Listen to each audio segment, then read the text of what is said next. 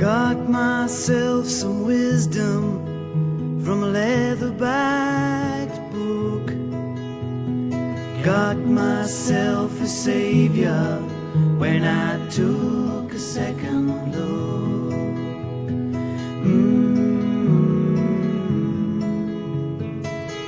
Opened up the pages, and what did I find? A black and white portrait of a king who's a friend of mine.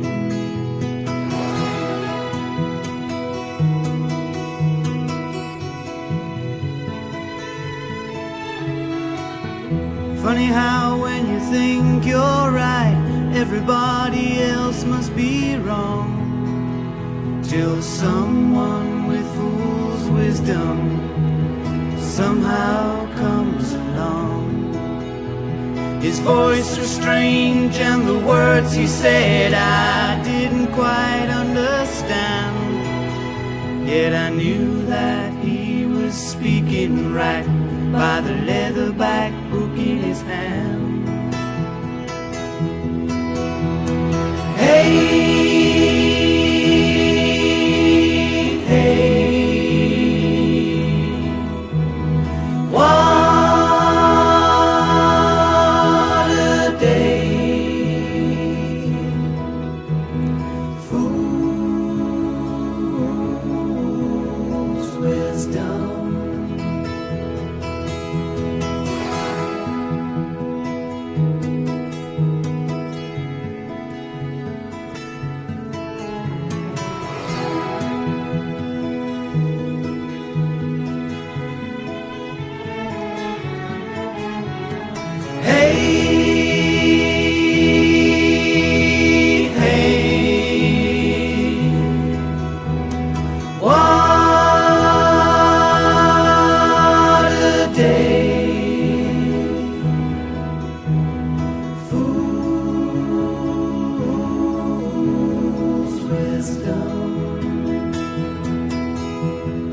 Got myself some wisdom from a leather-backed book.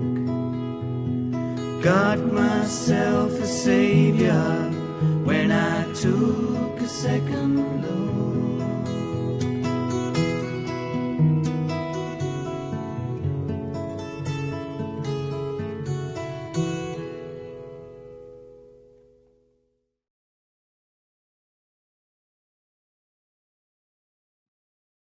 Blessings in Jesus, dear friends. Welcome to RTN Christian TV and Radio. My name is James Jacob Prasch from Moriel Ministries, and we're one of the ministries hosted here on RTN, based in Scotland, but it goes from Scotland to Britain to the world. We, of course, have websites. We, of course, have Facebook. We have podcasts. We have Christian Internet Radio. We have Christian Internet TV, and we have a wide range of evangelists, Bible expositors, and very edifying Christian music. I hope you'll avail yourself of our resources here on RTN and tell your friends and family about RTN. We are here for Jesus. We're here to reach the lost, and we are here for you. RTN, Christian TV and Radio. Meanwhile, I'll be coming to Scotland myself on the 16th and 17th of June with John Haller from the United States from Prophecy Update. We'll be having a conference at Gartmore Castle, Gartmore, which is less than an hour from Edinburgh, less than an hour from Glasgow, about 45 minutes or less from the M8, and less than a half hour from Loch Lomond, not far from Glasgow Airport, about an hour. So if you are in Scotland, be it the Highlands or the Lowlands, if you are in Northern Ireland or the north of England, perhaps you'd like to join us. Now, the main house where we have the conferences is sold out. The rooms are all gone already, but they've given us other rooms in a building on the opposite side of the car park. So they've given us additional bedroom facilities. We can accommodate more people, even though the main house is already filled up. If you can join us, please let us know. Contact our sister Marg, who runs Moriel in Scotland. If you go to moriel.org, you will get the booking details. That'll be the 16th and 17th of June with myself and John Haller from the United States from Prophecy Update. Okay.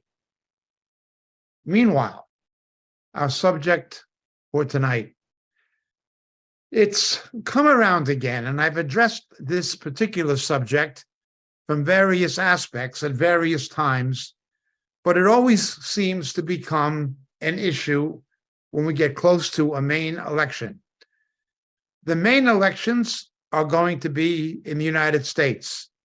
How much longer the present British government can hold on, I do not know, but we do know that unlike the British parliamentary system, in the United States, elections take place by a prefix schedule, and the next elections will be in 2024. But the election campaigns in the United States are so massive that the campaigns actually begin to take shape 2 years before the election. 2 years before the election. Halfway between the term of a president of 4 years, there's a midterm election. And once those midterm elections take place, then the presidential election takes place. Now, we've seen something happening in the Western world in the last 3 to 4 years, particularly in the last 2.5 years in the United States since Mr. Biden came to power. We are seeing transvestites going into schools, teaching children about homosexuality at the ages of 5, 6, and in some cases 4, at taxpayers' expenses. Children being indoctrinated. Christian parents or other parents who object have been put on terrorist watch lists by the corrupt U.S. Justice Department, run by Mr. Garland. The FBI has been reduced to a Gestapo, a political police force, in this regard. It's not a legitimate law enforcement agency or investigation agency. It's a political police force. And that would be true of other deep state agencies of the American government, in the opinion of many thinking people. I'm not trying to be political. I'm simply saying that Christians are being cataloged, monitored, put on watch lists for upholding traditional faith-based family values. You're being put on a watch list. If you object to this being taught to your children, you're being put on watch lists by a corrupt government. Corrupt, totally godless, evil. This agenda is being forced on children, and they claim it's their right. And if you object to it, then you're guilty of a hate crime, and you're a potential terrorist or something like this. And this is only one example. There are other things. It is obvious that mechanisms are being put into place for persecution of Christians, for simply trying to uphold faith-based family values concerning sexuality and the education of children. They want to indoctrinate your children. Homosexuals and lesbians can't have children, so they have to get other people's. And they're using the power of law to do it, and the corrupt American government is doing it with them and for them. It is an evil government, an evil administration, just evil people.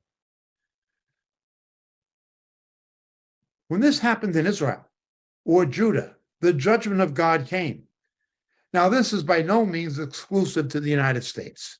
It's Canada, it's Australia, it's Great Britain, it's many other countries. It's global.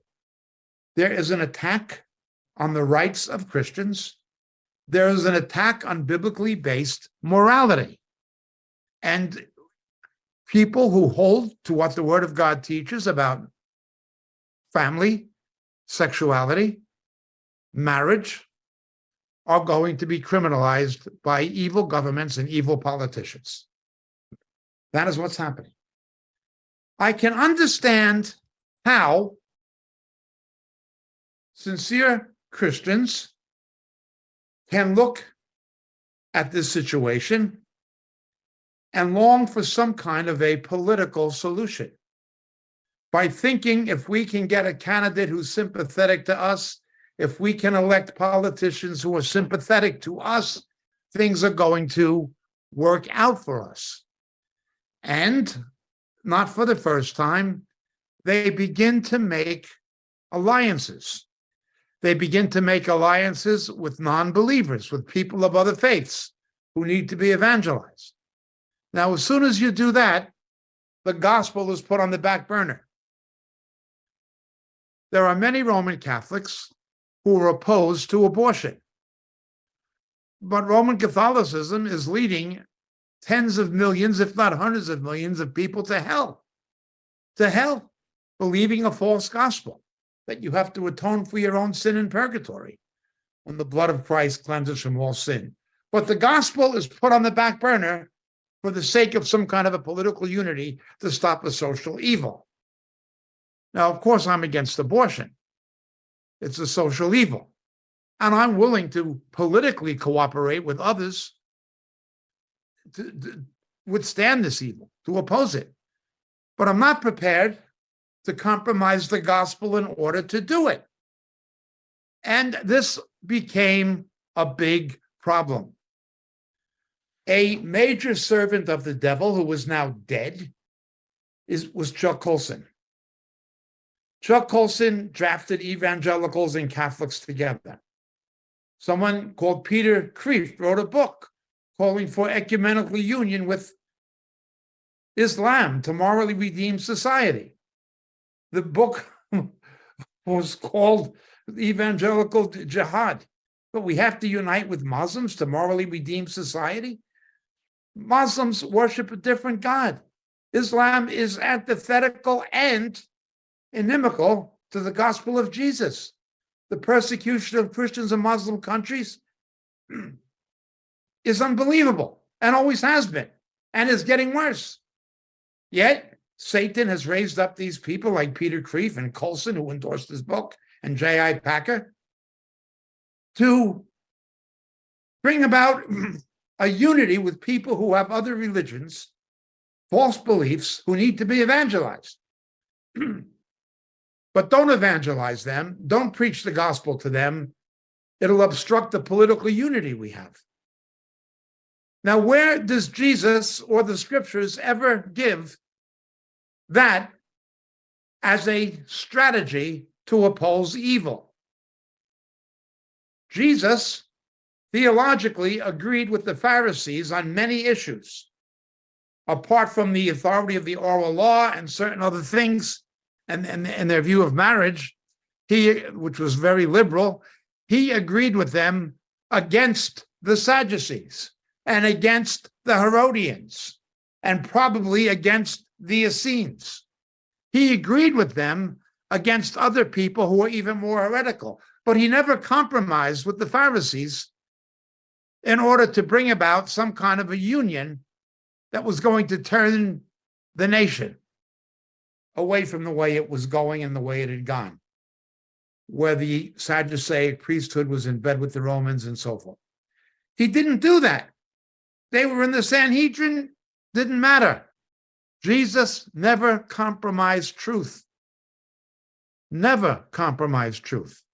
Not with the Samaritans, not with the Pharisees, not with the Sadducees, not with the Herodians, not with the Romans, not with anybody. But today, in terms of some morally redeeming cause, people compromise truth and they stop preaching the gospel. We've warned about this before. This is probably the third, if not fourth time I've addressed this subject in one way or another in the last decade, or perhaps just over a decade. But it's becoming election season, and we unfortunately have to look at it again. I remember Chuck Colson going on Christian radio that was there to preach the gospel, expound the scriptures, play worship music, giving political editorials, telling Christians they should vote for George Bush. Well, I didn't like who Bush was running against, but was George Bush the Christian candidate? You can watch a video on YouTube of George Bush's wife and George Bush's vice president, Cheney, demanding the Republican Party change its position on homosexuality. Why wouldn't they? Cheney's daughter is a lesbian married to another woman. Why should Christians want to vote for people like that? But it was on Christian radio. They were telling people to do it. Well, let's perhaps begin where we should begin, with Scripture. Look with me, please, to Daniel chapter 2, verse 21. A familiar verse.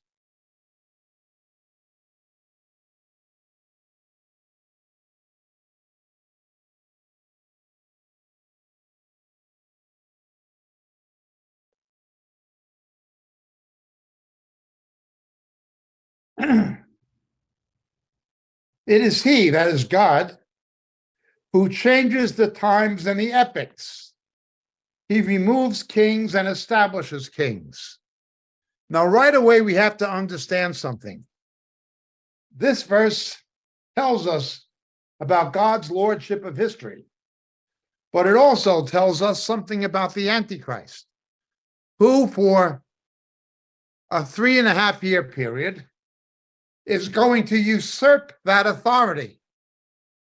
And God is going to allow it to be usurped for that fixed period, where the Antichrist will seek to change the times, the epochs, and the laws. And he will appoint the rulers. When someone comes to power, even if they're evil, God has a purpose in allowing it. He is the one who causes these changes. The Babylonians were evil. But before the Babylonians, the Assyrians were evil.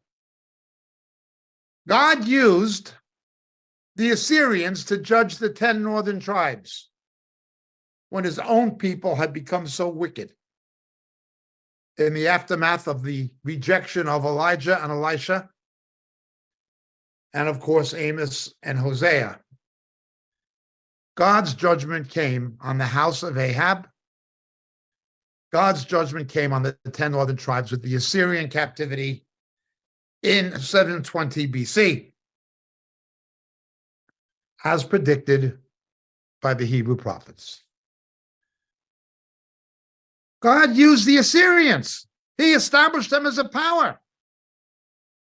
But once he used them, then he raised up the Babylonians to get rid of the Assyrians. They were also wicked. He used the Assyrians as stooges to achieve his own purpose, to bring judgment and correction to his own people. But then he gets rid of the Assyrians. The Assyrian Empire goes, and the Babylonian Empire arises. Then God uses the Babylonians with Nebuchadnezzar and so forth, as predicted by Joel, Jeremiah, and Isaiah, to bring judgment to Judah, the southern tribes, once they go into the same reprobation as Israel, the northern tribes. So God raises up the Babylonian kings and gets rid of Assyria, and then uses them to judge Judah, just as he used the Assyrians to judge Israel. We're now talking 585 BC, circa, thereabout. Well, the Jews go into captivity, as the scriptures said, and they're going to come back after 70 years. And when they come back, there's going to be members of the 10 northern tribes who were removed by the Assyrians, coming back with them. This idea that the 10 northern tribes were lost is nonsense. They were not lost. The scriptures tell us they were not lost. They come back with them. No sooner does God use the Assyrians than he gets rid of them. Then he uses the Babylonians to deal with the Assyrians and to deal with Judah. Then he gets rid of them during the captivity. Daniel is there in the royal court. He sees the writing on the wall. Any many tekel uparsi. Bang. He uses the Persians, aligned with the Medes, to judge the Babylonians. He raises these people up for his own purpose. They may be arrogant, they may be haughty, they may think they're victorious, but they're stooges. They do what God has for them to do, and then he gets rid of them because they're evil. He, of course, has been using Islam to judge the Judeo-Christian world, but Islam is going to be whacked mercilessly when we read scriptural prophecy. The Islamic world, especially the Arab world, is going to be devastated irreparably. Well, okay. What about Hitler? What about Stalin? Why did God allow such evil men to come to power? The curse of the law in Leviticus 26 and Deuteronomy 28 told the Hebrews that if they turned against God and against the Torah, that's what was going to happen to them.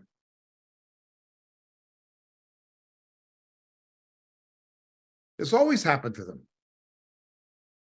Yet, when Zionism began with Theodore Herzl and then Ben Gurion, almost every rabbi, all rabbis, were aligned against Zionism. They condemned it. The Reform Jews condemned it. They called their synagogues temples, meaning we don't believe in going back to Israel and having a temple. The Orthodox condemned it. It wasn't until after the Holocaust this began to change. The United Nations voted for partition because of the Holocaust. You've heard me say, perhaps in other recordings, that once Lenin was dead in Russia and Stalin came to power, the Jews who had been Bolsheviks saw the corruption of communism. And they said, we must leave Russia and go to Israel, and we'll begin our own version of communism that will be democratic and egalitarian. It's not going to happen in Russia. We'll be lights to the nations, or the Goyim. We'll have an economic system that works, that's genuinely democratic and genuinely egalitarian. So they go down and they begin irrigating the deserts and draining the swamps and planting kibbutzes and moshavs, which were communal initially. Israel was founded by people who were socialists, even communists. Not Maoist communists, or not Stalinist communists, or not Castro communists, but they certainly followed the ideas of Marx and Engels and Rosa Luxemburg and people like this. Of course, Stalin murdered Trotsky, Zinoviev began killing the Jews in the party and so forth. Turned against the Jews, the Soviet Union turned against the Jews. But, and tried to back the Arab powers under Nasser against them to destroy them in 1967 and in 1973. So, why did the United Nations vote to establish Israel? Why was there the international sentiment to bring about something that fulfilled prophecy that had not been there earlier? Even most Jews did not care about Zionism. Without Hitler and Stalin, it never would have happened. God used Hitler, God used Stalin, but then he gets rid of them. Same as he did with the Assyrians, same as he did with the Babylonians, same as he did with whoever. He establishes kings and removes kings for his purposes. Second thing we read, Proverbs 29:2, please. Proverbs 29:2.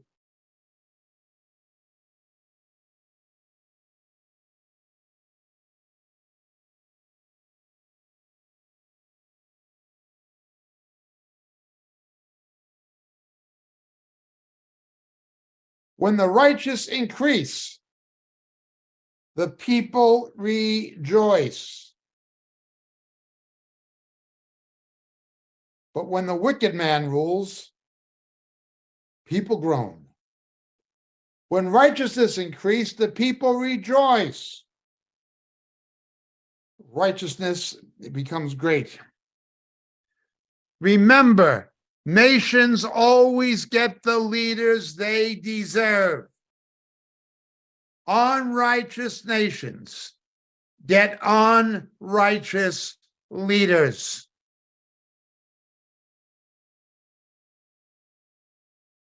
And they wind up regretting it.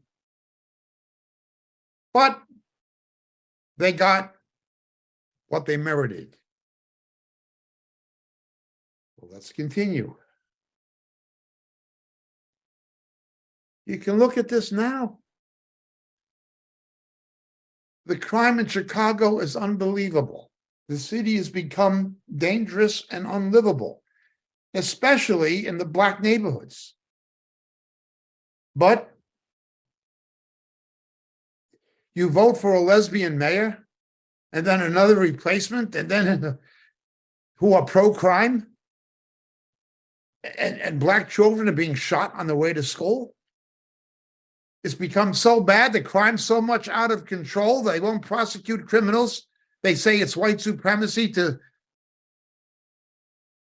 criminally prosecute people, let them go based on skin color. And so then the Walmarts and like the Asdas in England, they shut down. We can't stay here anymore. There's too much crime, too much theft.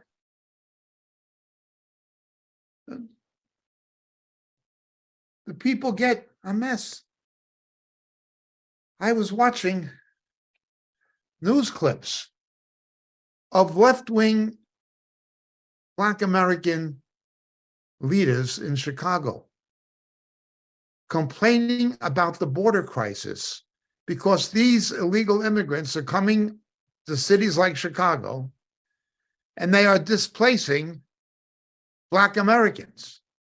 You've got homeless people living in the streets and illegal immigrants being put up in hotels at the taxpayers' expense, and the fentanyl and human trafficking coming with them. There's just open corruption by the government, but the people got the government they wanted.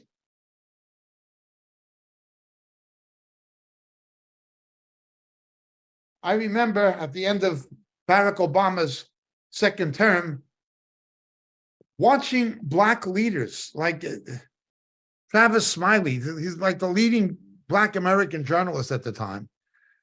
He was only one of several, saying that, look, after 8 years of Obama, nothing has changed for Black Americans economically or otherwise. We're no better off. In fact, we're worse off. Under Obama, the average income of a Black American family went down by $900 after 2 terms of office. They were worse off economically, and nothing improved. And these were Black leaders. Well, what does it say in Proverbs? When the righteous increase, the people rejoice. But when a wicked man rules, the people groan. Barack Obama lit the White House up in the colors of the homosexual rainbow flag. What is what you vote for? Well, let's look at Proverbs 14:34.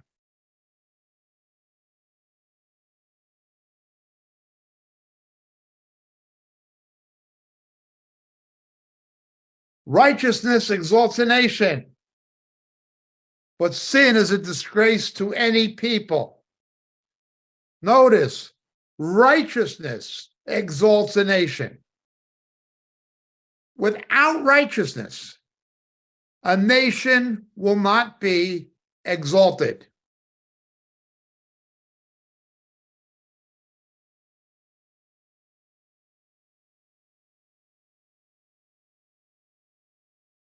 Slavery existed in the British Empire before the British came.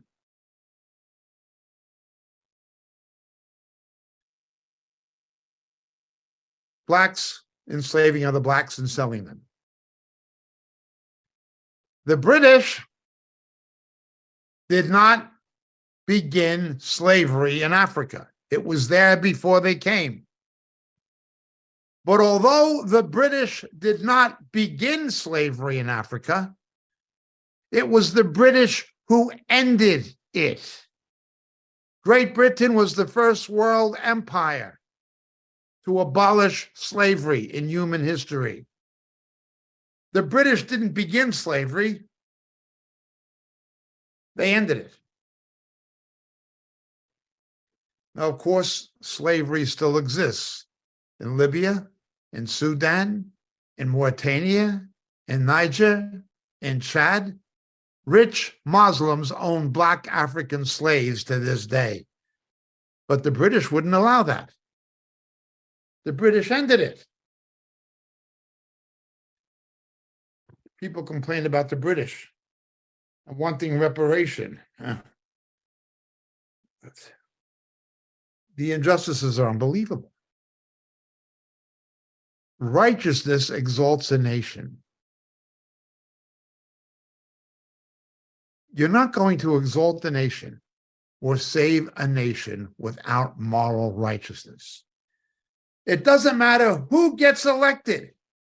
It doesn't matter who the prime minister is, who the chancellor is, who the premier is, who the president is. If the people are not righteous, the government is not going to be righteous. It is righteousness that exalts a nation, no matter what a nation has economically. Without righteousness, it's not going to be exalted.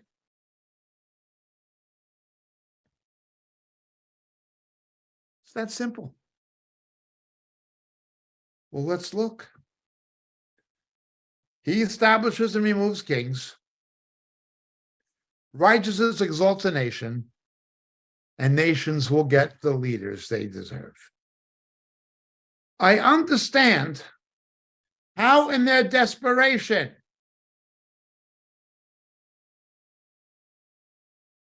sincere people, and I mean sincere Christian people, become focused on looking for a political solution. Now, we're told to pray for the government. And I pray that the best candidates, who are the most God-fearing, will win the election. I pray that. I do not discourage Christians from voting, and I certainly do not discourage Christians from praying. But I'm simply saying, unless the power of Christ, unless the power of the gospel permeates a nation's moral fabric, you're not going to be able to save it, no matter who wins the election.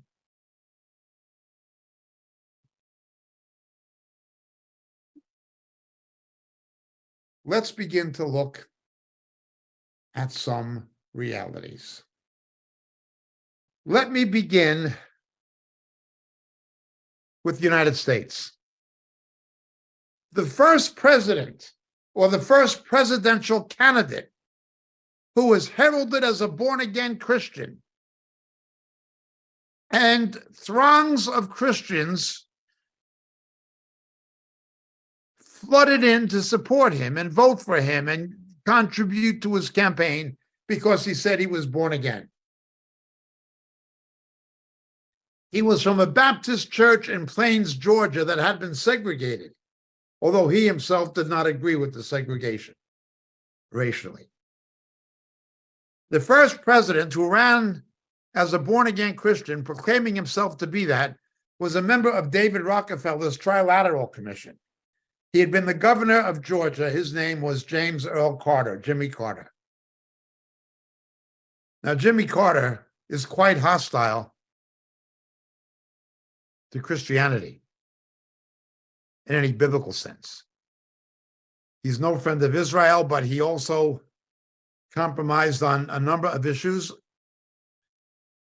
that are morally important to Christians, and he accepts Mormonism,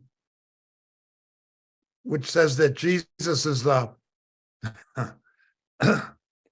brother of Satan, spirit brother of Satan, as being Christian. This is Carter. Christians were very disappointed. While many Christians voted for Carter in his first election, 4 years later, most Christians were determined to get rid of him. The nation was disgusted with Gerald Ford because Gerald Ford lied to the American people in the aftermath of the Watergate scandal. Gerald Ford said he would not give a pardon to Nixon without an admission of guilt. There had to be an admission of guilt by Nixon, and there was none. Nixon was not even tried or convicted, yet Ford gave him a pardon without any conviction or without any admission of guilt, after, under oath, telling the American people he wouldn't do that. He lied. At that point, Ford could not be elected again. Well, they got Carter, and he said he was born again and this kind of thing, and people went with him, and many Christians, maybe most Christians. Well, the real organization of what became known as the Christian right happened with something called the moral majority, led by Jerry Falwell of Liberty University and Thomas Road Baptist Church in Lynchburg, Virginia, a conservative Baptist. And he made the campaign of Ronald Reagan a Christian cause. He went to the greatest lengths to encourage and organize born-again Christians nationally to unite politically to vote for Reagan. Reagan got elected with the backing of the evangelical vote. There's no question. Without it, he would not have won. He got it. Well, let's see what happened with Ronald Reagan. I'm only stating facts. Ronald Reagan may have had incipient dementia at an earlier point than when he was formally diagnosed. He once gave a speech where he said it's well known that trees cause 85% of pollution. His wife would stand on back of him when he was giving speeches and tell him what to say. He was highly reliant upon her, particularly after he got shot that time. Meanwhile, let's look. He told Christian America, Ronald Reagan lied through his teeth, lied like any rogue, lied like any politician would lie, that he was pro-life. He did nothing about abortion, but what he did do, the first Supreme Court justice he appointed was Sandra Day O'Connor, a pro-abortion judge. He lied through his teeth to Christian America, to pro-life America. He was just a liar, an unprincipled liar. And he appointed a pro-abortion judge. On the Supreme Court, it was her who wrote the decision to order the Ten Commandments out of the judicial building in the state of Alabama. When the local judge and local leaders of the state, Judge Moore and these other people, wanted the Ten Commandments as the basis of their judicial institution, the Supreme Court ordered it out. Sandra Day O'Connor wrote the decision, appointed by Ronald Reagan. Ronald Reagan was an unprincipled liar. That's what he was. That's all he was. He was just a liar. When California voted Proposition 8, same-sex marriage be preserved, a homosexual judge, a Republican, ordered it canceled. He dismissed the democratic will of the majority of the people in California with a judicial decision, this homosexual judge. Nominated to the bench by Ronald Reagan, appointed by George Bush Sr. This was a Reagan Republican judge, a homosexual, who canceled Proposition 8, even though most people in California wanted heterosexual marriage. This was Reagan. This is Reagan's true legacy. It's what he was.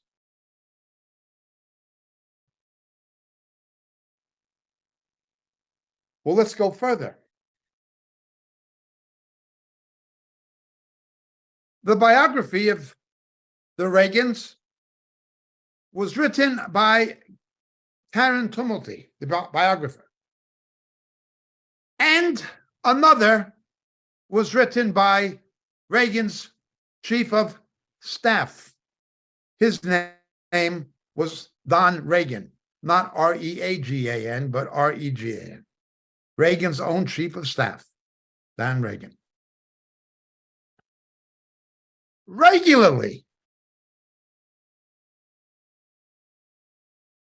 the Reagans had an in-house fortune teller and astrologer named Joan Quigley. Nancy Reagan consulted horoscopes daily. She was consulting with Jeane Dixon, but she had this in-house witch, by biblical definition.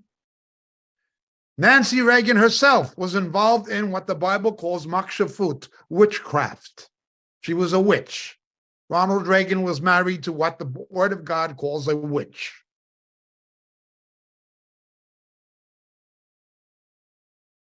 According to Reagan's own chief of staff, Air Force One, the presidential plane, would not take off and land unless the planets were aligned in the right position, according to the White House astrologer. Now, you understand, this is what the ancient Babylonians did. They used astrology to make political decisions.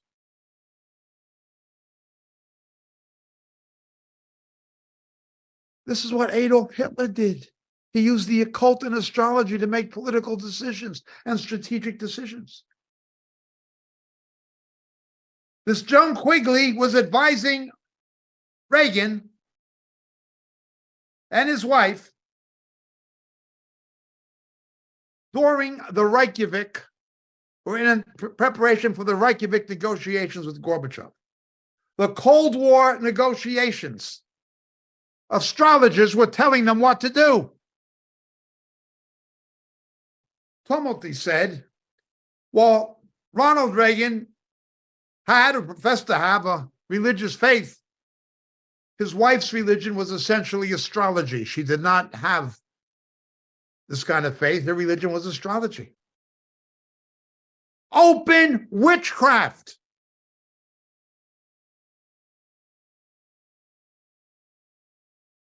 This was the Christian president, the liar.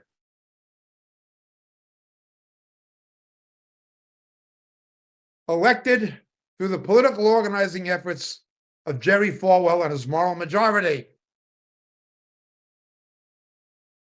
The Korean cult leader, Sun Myung Moon of the Unification Church, wrote a book called The Divine Principle. He claimed that Jesus Christ failed in his mission and that he's the Lord of the Second Advent. He is the return of Christ, a self-confessed Antichrist. The late Billy Graham denounced him on television as a false prophet. He was also a religious con artist. He was sent to prison after being convicted. He was in federal prison in the United States. A convicted felon, a proven swindler, and a self-admitted Antichrist. Self-admitted.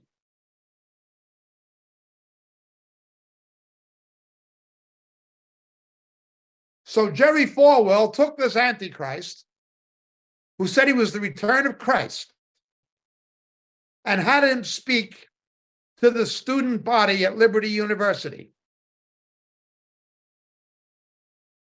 Moon, from his cult, gave Liberty University a couple of $1 million. Jerry Falwell has him at this Christian assembly at an evangelical university, supposedly the premier evangelical university of America, and embraces him and calls him an unsung hero. A man who says he's the return of Christ?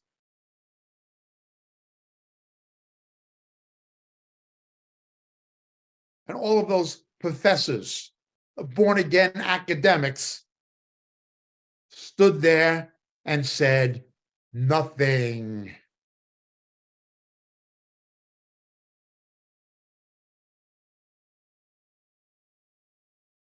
This was before the scandals that overtook Falwell's son and the university afterwards.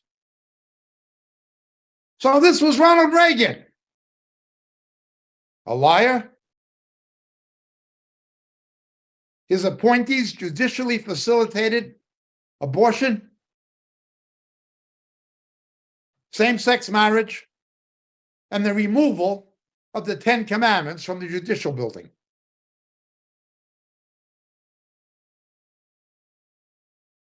His evangelical patron, Jerry Falwell, calls an Antichrist, a self-admitted Antichrist, an unsung hero, and then takes the check for a couple of million. This was Ronald Reagan. This was the moral majority. But once again, saved Christians bought into it. I'm only stating facts. Prove me wrong. I challenge anybody to prove me wrong. He appointed those judges. He lied. Falwell had Moon addressing seminarians at Liberty, an Antichrist. A White House run by witchcraft, astrologers advising the president on negotiating with the Soviets in strategic negotiations. This is demonic. This is from hell.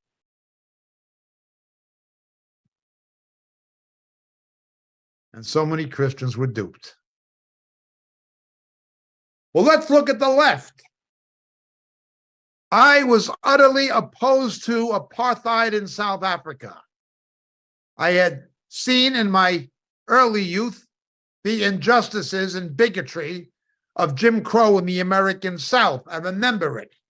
My parents taking me to Florida by automobile from New York and New Jersey and driving through the Deep South and seeing white only and all this. This is Klan country and things like this. I am just about old enough to remember it. I'm nearly 70 and I can remember it. My parents were against it. In South Africa, it was called Apartheid.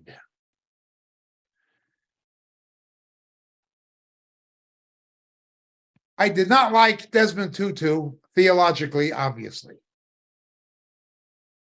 Archbishop Desmond Tutu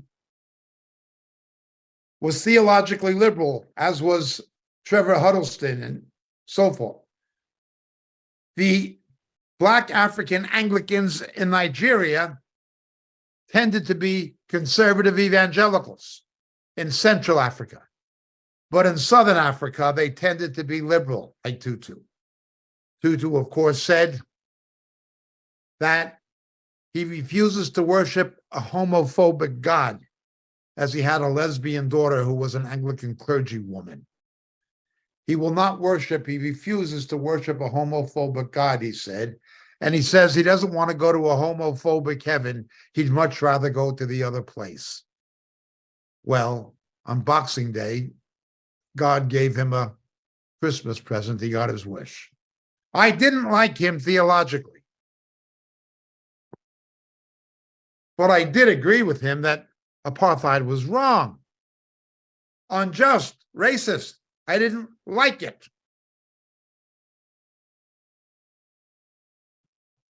Now, having said that, there was a hypocrisy about the far worse injustices and black-on-black genocide happening in Burundi and Rwanda and places like this that the world ignored, that were 10 times worse, even 100 times worse. What happened in Uganda with Idi Amin, and what happened with the Hutus and Tutsis in Burundi, and what happened in the Central African Republic, it's far worse. Nonetheless, I was against apartheid. I would not speak in a segregated church. I would simply not do it. To me, I didn't care what skin color somebody had when they were born. I didn't care what ethnicity they were born. I didn't care about any of that. I only cared if they were born again. There was only two kinds of people to me, those who are born again and those who need to be. The rest is irrelevant, is extraneous to the facts. I didn't like apartheid. Desmond Tutu made a religious/political crusade of fighting apartheid. He'd been a friend of Nelson Mandela. Well, it finally happened. Apartheid ended. Mandela got off of Robben Island, became the president of South Africa. When Nelson Mandela died, Desmond Tutu did not officiate at his funeral. He was snubbed by the ANC leadership, the African National Congress. Tutu said he would not vote for the ANC anymore. His exact words, with the African National Congress that he struggled for decades to see come to power, it was now a deteriorating and a sliding off what we thought was ours, what belonged to us, the moral high ground. He said the ANC has a culture of corruption. And what Mugabe and ZANU-PF did in Zimbabwe was supported by the ANC. He said the ANC was a disgrace, voting in the UN in support of what was going on in Zimbabwe.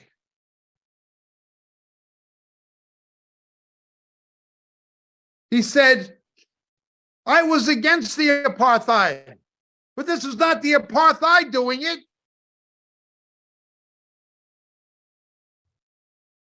Desmond Tutu died, politically despondent, having made a quote-unquote small c Christian cause of his political activism to end apartheid, only to realize he had something that was no better, if not worse, a nation that exchanged one evil for another.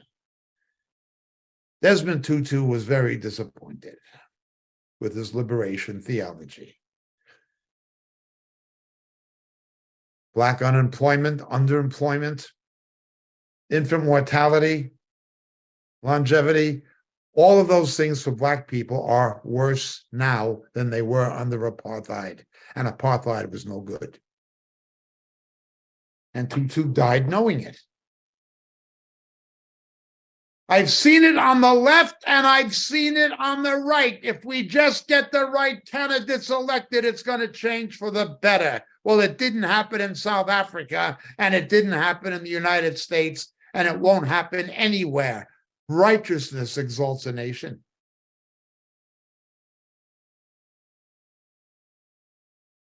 Then we have Donald Trump. Widely endorsed by most American professing evangelical Christians. I voted for Donald Trump not once, but twice. I voted for him. There were certain things I didn't agree with him on or about. I don't think he did a good, he made no real effort to reduce the national deficit. He did not comply with the law, releasing the documents from the Warren Commission about Kennedy's assassination, which he was supposed to do. He and Mike Pompeo did not do that. And I didn't like the nepotism. He surrounded himself by too many people who were related to him. I guess he did that in part because he couldn't trust the others. I can understand it to a degree, but I didn't agree with it. There were things he did I did not agree with, but not much. I agreed with almost everything else he did. Everything.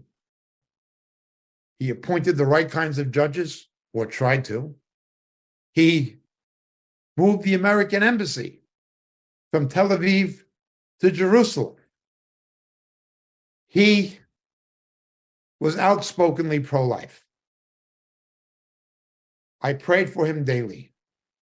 I respected him, and I voted for him twice. And I believe the onslaught and the hypocrisy of the left and the media against him was an outrage, and is an outrage.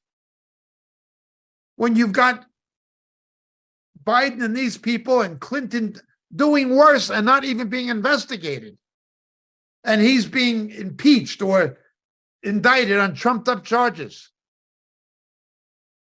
He's been the victim of terrible injustice. I accept that. But again, I see a lot of my brethren in Christ, not all, but very many, hoping he's going to be elected again. I'm afraid that I will not be able to vote for Mr. Trump again. I speak only for myself. I'm not trying to tell other Christians how to vote or how not to vote. I'm simply saying Desmond Tutu found out reality. The Christians who supported Reagan at the behest of Jerry Falwell found out reality. Those who supported Jimmy Carter found out reality. It's righteousness that exalts a nation.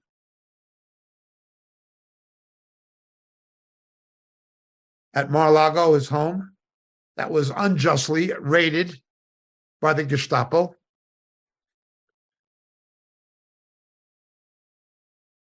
Mr. Trump and Carrie Lake from Arizona, present, hosted a quote-unquote gay gala. Now, he may not like the transvestite thing in the school, but he hosted a gay gala promoting homosexuality within the Republican Party. What does Romans chapter 1 say about that? Why will Christians ignore this betrayal? How can a Christian vote for someone to be president who hosts a gala in his home promoting homosexuality, lesbianism, and lesbianism? How? Well, he did that. No matter what I think of Mr. Bill Clinton, He was right about something that he had as a policy. Don't ask, don't tell. Someone's personal sexuality between mutually consenting adults is their personal business. Keep it to yourself.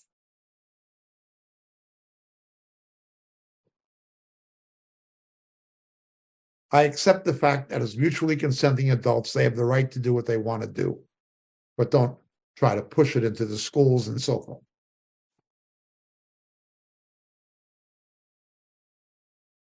Mr. Trump should not have been taking sides in a culture war, in a Kulturkampf between the biblical norms of human sexuality and homosexuality. And he comes down on the side of homosexuality instead of the Word of God.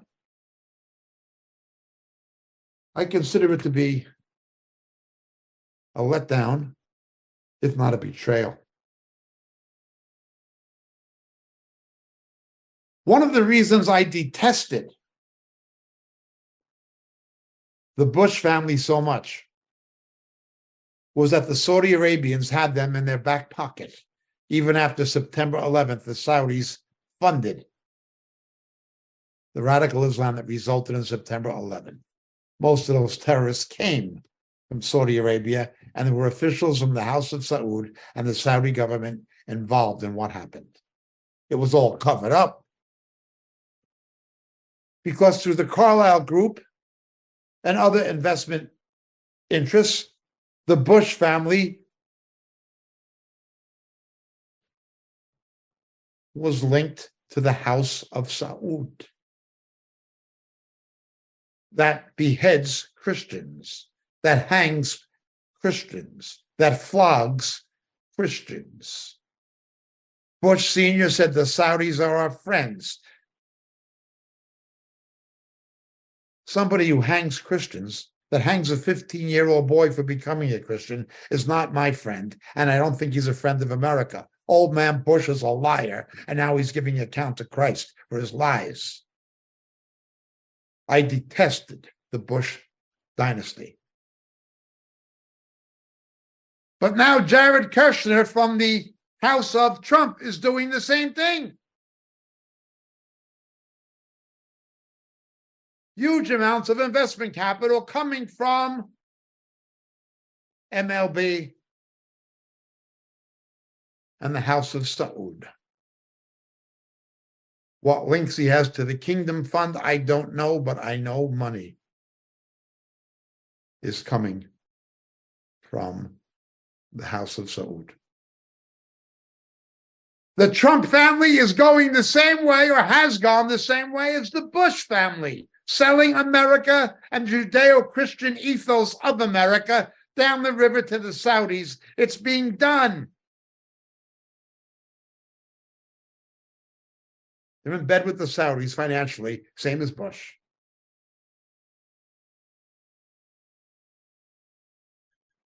No, I can't vote for them. I cannot vote for you, Mr. Trump.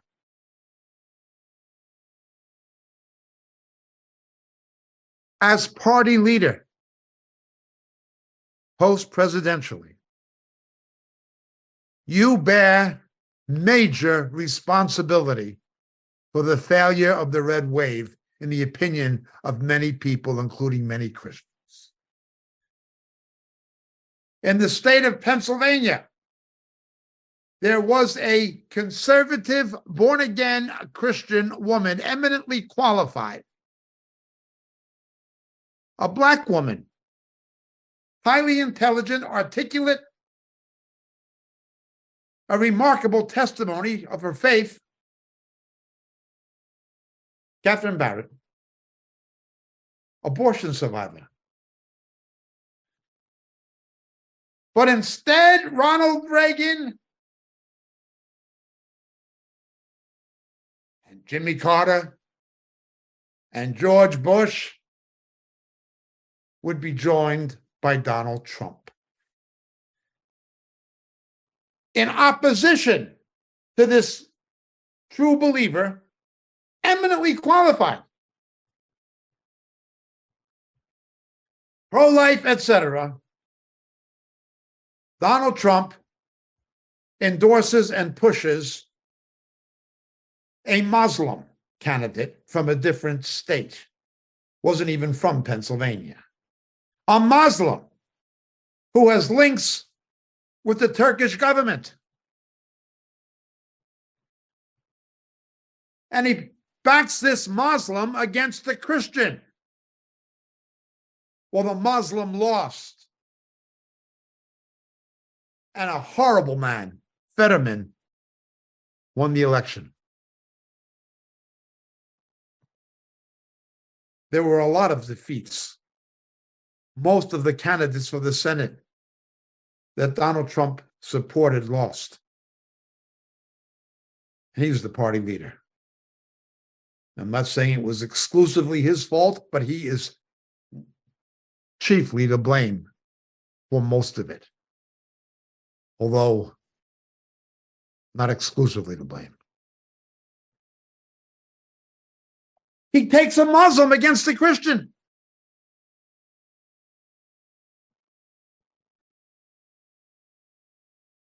Now they've got Fetterman. Unbelievable.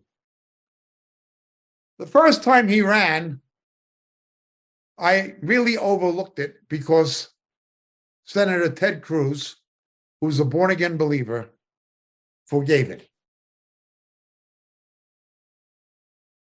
But the way Donald Trump called Ted Cruz lying Ted didn't lie about anything.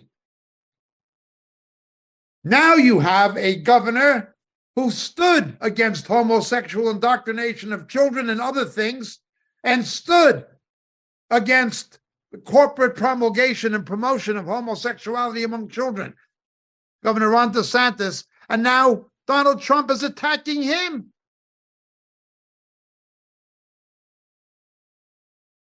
He's attacking other social conservatives.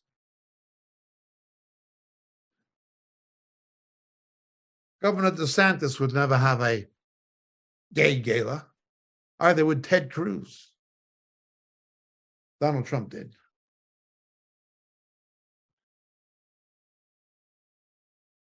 But let's look further.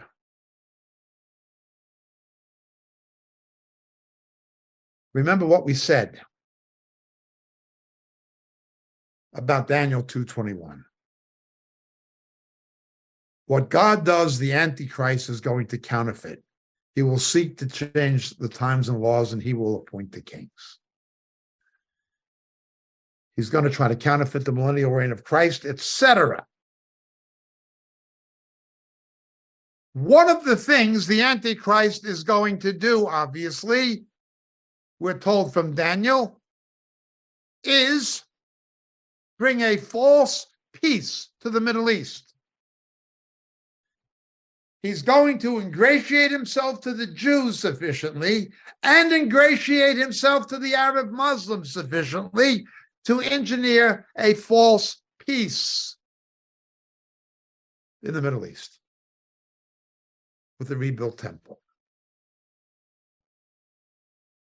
Well, Mr. Trump certainly did the right thing by moving the American embassy to Jerusalem. And that did ingratiate him to Israel. But Mr. Kushner, acting on behalf of Donald Trump and his administration, negotiated the Abraham Accords in Abu Dhabi.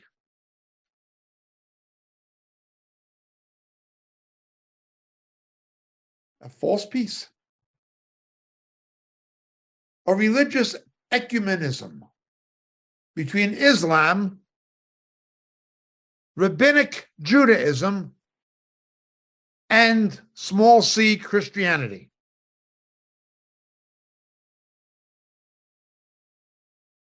The Antichrist is going to bring a false peace. That's what the Antichrist is going to do. Am I saying that Donald Trump is the Antichrist? No, I do not believe he is the Antichrist.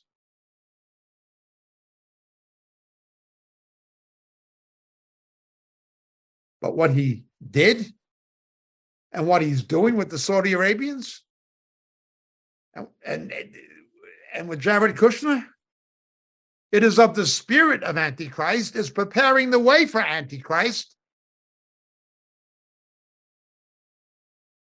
There'll be a false peace in the Middle East. The Antichrist is going to bring it. And he's going to be able to deceive Christians up to a point. Look with me, please, to Revelation chapter 6, verse 1.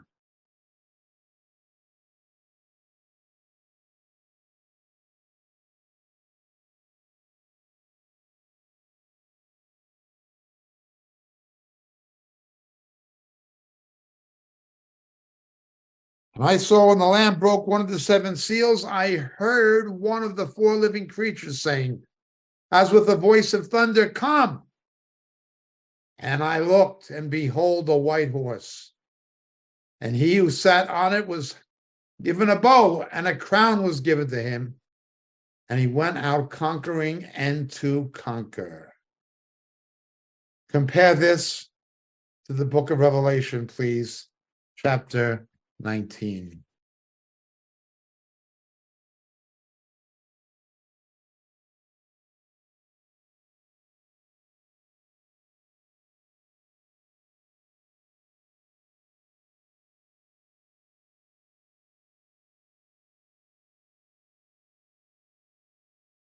Verse 11. And I saw heaven open, and behold, a white horse, and he who sat upon it is called Faithful and True. Remember, the Antichrist will come looking like Christ. 2 Corinthians 11:14, he manifests himself as an angel of lights. Ultimately, he'll con everybody. Revelation 13:4, who is like him? He's going to con everybody. Even the elect, if possible. Well, you can see how. Jimmy Carter conned the elect. Born again Jimmy. Ronald Reagan conned the elect.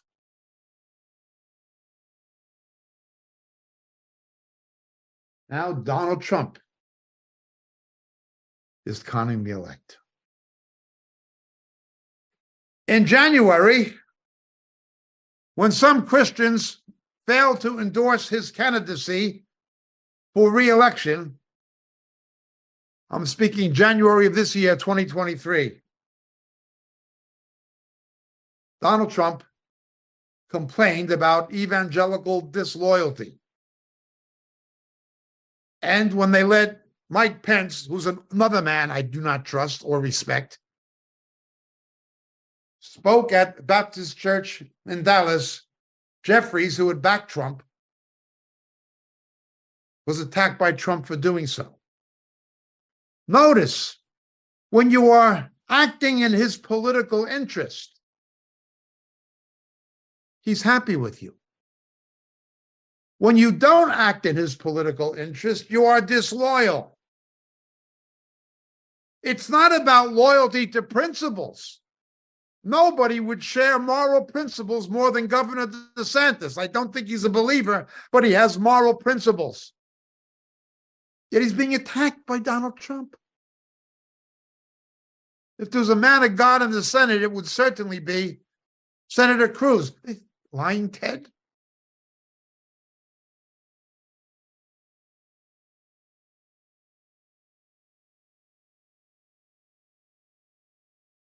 President of Christian University, a former president, said directly that he believes that because of what happened in the midterms when the red wave failed to happen, he's afraid that if Donald Trump gets the nomination to run against the Democrats, he's going to lose. And he may very well be right. There should have been a red wave. The Senate should have been retaken. The House should have been a landslide, not a narrow majority. And it's Donald Trump's fault. Yes, it's the fault of the Republican National Committee and Mitch McConnell, too. Yes, it is. I'm not saying it's exclusively Donald Trump's fault, but it's Donald Trump's fault.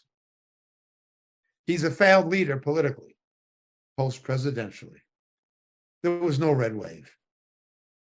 Despite the unpopularity of Biden, despite the inflation and the gasoline prices and the mess in Afghanistan and the rest of it, one disaster after another. And there was no big victory, except with Mr. DeSantis in Florida. That was the exception. That's where the victory happened. That's where there was a red wave. And so Donald Trump has to attack him. Donald Trump, the loser. That's what happened politically. But I believe there are spiritual reasons it happened. Somebody whose financial interests are in bed with the Saudi Arabians, like the Bush family?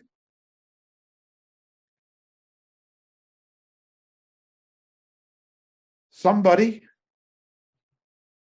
who had a gay and lesbian gala at their house?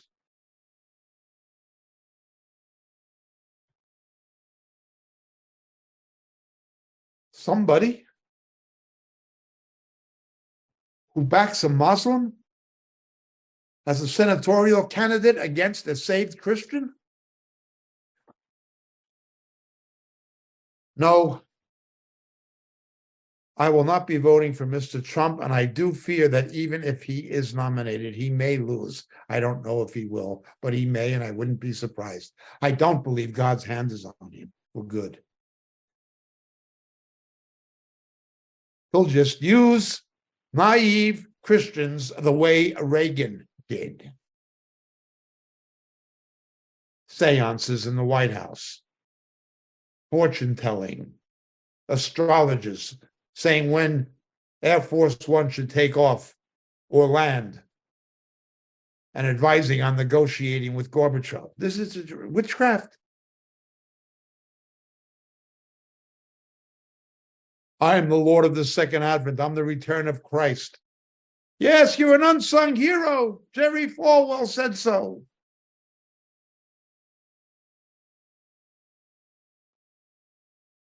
Haven't we had enough of this? Now, again, I'm not telling people not to vote, and I'm not telling people who to vote for, and I'm not telling people who not to vote for. I'm not making a political speech. I'm simply pointing out objective facts in light of the Word of God. There is no political solution. A political solution will never save the West or save America. Righteousness exalts a nation. Thank you so much for listening. My name is James Jacob Prasch from Moriel Ministries.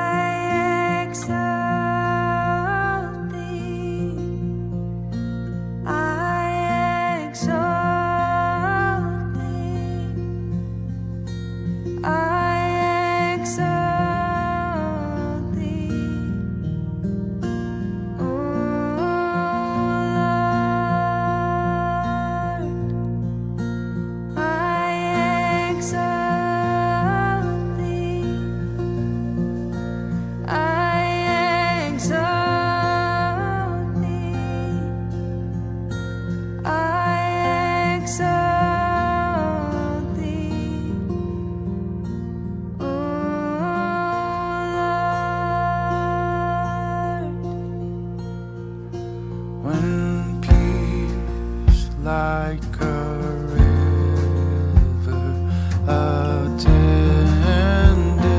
my way.